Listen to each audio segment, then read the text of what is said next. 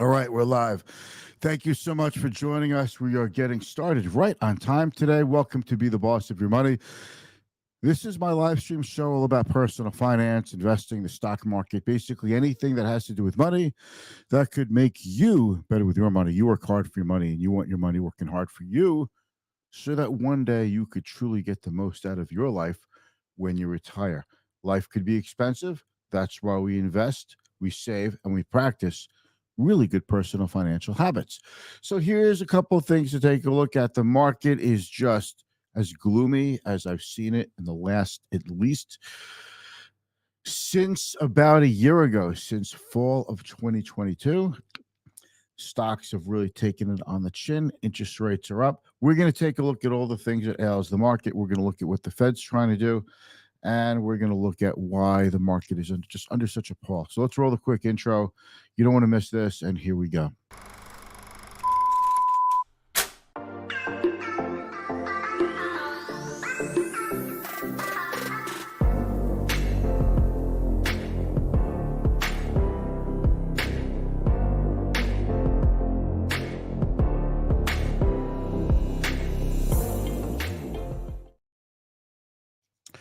Lots to unpack. So just to reiterate from yesterday that we talked about this, that we're facing a government shutdown this weekend. Okay, starts midnight October 1st.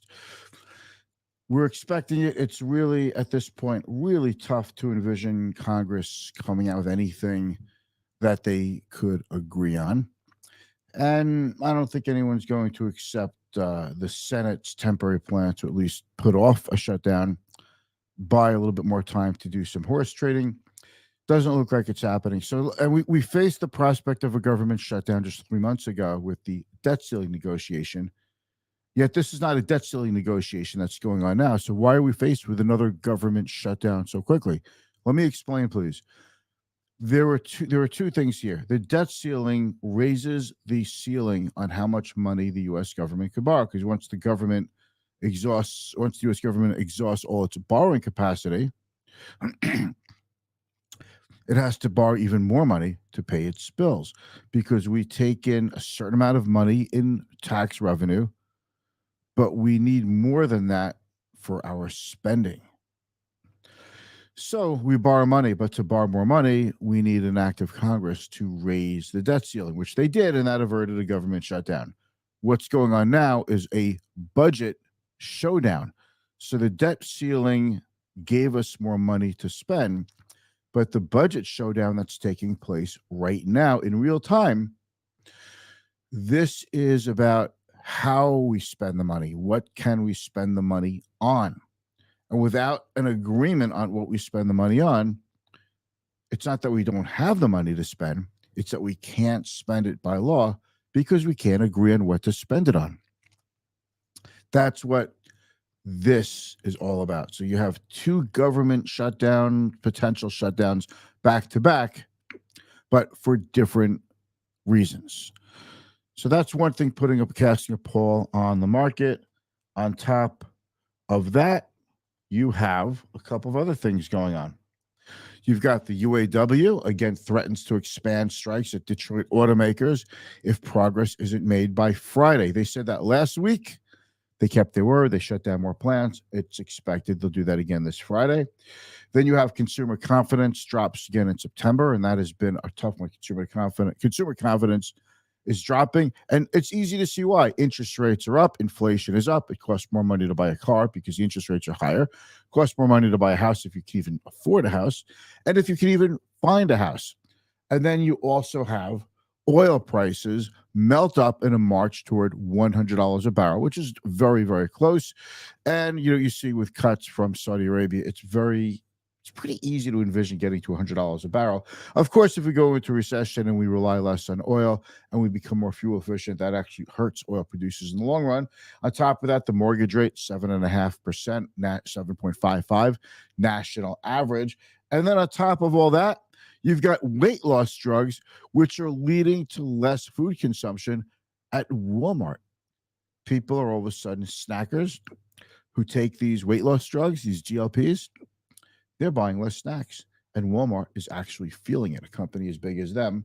And also how the weight loss boom from these drugs, these weight loss drugs, could affect the real estate market. In other words, real estate investment trusts that own properties with a lot of restaurants on them, especially fast food, fried food kind of restaurants, the real estate with those restaurants are starting to feel the pinch. Plus, you can imagine fast food restaurants are feeling the pinch.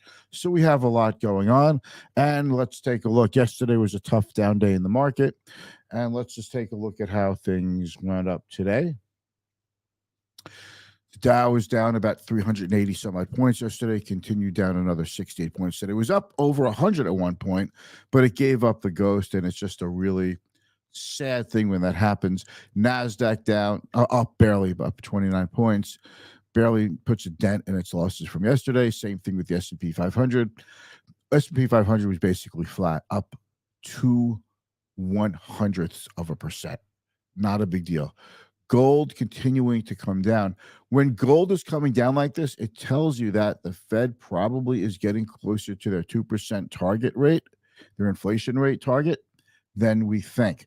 Oil up $3 at 93.69. That's for West Texas Intermediate. We could see that 100 pretty soon. 10-year 4.6. We're talking about getting to 4.5. Here we are, 4.6. And investors have to be thinking right now, what's it going to look like when it's 5%? How does that affect the stock market? What kind of opportunity does that give to investors? I can tell you this. Roughly, I'm giving you approximations on a 10-year zero coupon bond. You're getting about a 4.8% yield. So you buy $4,800 of a 10-year treasury with a guarantee that that'll become $10,000 in 10 years. It's not a bad way to plan if you need a certain amount of money in 10 years. Not a bad place to put some money into your account to give yourself some kind of guarantee in addition to the stocks that you have in your portfolio. Guarantee for upward movement. The VIX, 18. It's kind of getting up there close to 20. It calmed down a little bit today, but that's what's going on in the market in Stockland. So we have a lot of things that are putting weight on the stock market. It's tough to see how this resolves itself. I said revolves. Hey, don't worry. Check out the hook when we DJ revolves it. I think that's what I was thinking, right? Because if there's a problem, I'll solve it. Okay, it was MC Hammer, right? So we have a bunch of things to contend with. We don't start earnings season until very late next week, and then we really get into it the week after. And that's when we expect to see companies come out and tell us they see weaker economy, they see weaker consumer. And I think you're going to get a lot of that. And that's, I think, what investors are gearing up for as well. So a lot to shake your head out. We start to go down. Doesn't look like anything positive is coming up, except for maybe stocks just get so low that even bad news is not as bad as it was expected. And that could be enough to lift the stock market. But if that's the case, we probably have a good deal more to go to the downside if history is any guide. Thanks for watching. I'm Mitch Goldberg. Just so you know, you can't invest directly into an index, but you can invest into a security that tracks or mimics an index. And I will be back tomorrow. Have a great rest of your day.